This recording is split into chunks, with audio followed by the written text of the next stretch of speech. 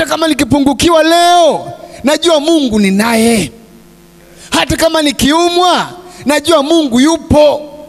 Hata kama nikilala njaa, najua Mungu yupo. Sina haja kuwa na hofu na kitu chochote. Bwana Yesu apewe sifa.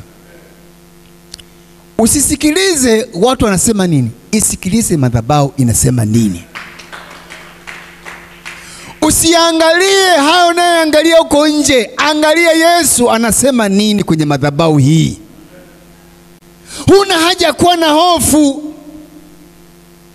Bwana Yesu asifiwe. Mimi sina shida yoyote, sina hofu yoyote, kwa sababu niko mahali sahihi, niko mahali salama. Bwana Yesu apewe sifa. Haleluya, haleluya. Leo niko hivi, siogopi wala sina shaka, kwa sababu najua kesho yangu inakuja. Sina haja kuwa na hofu, kwa sababu najua kesho yangu ipo. Hatuwezi kufanikiwa wote mara moja.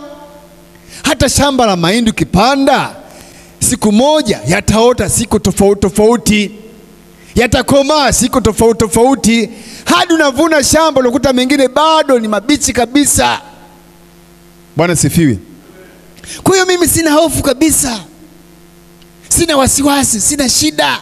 Amesema nipitapo katika maji mengi, yuko pamoja na mimi.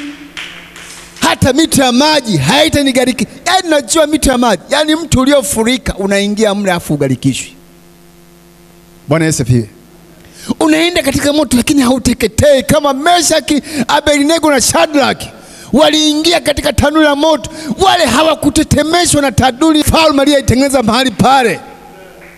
Ndivyo mimi na mimi siogopi hayo. Sina wasiwasi, na wewe unapaswa usiogope hayo, kwa sababu naye Mungu ambaye ni mkuu. Nikienda katika maji, yeye ni maji ya uzima. Nikienda katika moto, yeye ni moto ulao. Kitu gani mimi kitaniumbisha, kitanitetemesha, eti kitatetemesha? Bwana sifiwe. Ni wachawi. Amesema hakika hapana uchawi wala uganga juu ya Yakobo. Kwa mimi sitaogopa. Alafu mimi nimepewa mamlaka ya kukanyaga nyoka na inge na nguvu zote za yule adui. Kwa hiyo wachawi mimi hawezi kunitisha, wala mafuriko hawezi kunitisha. Sitishi na chochote, kwa sababu Mungu niye kwa naye ni mkuu kuliko vitu vyote.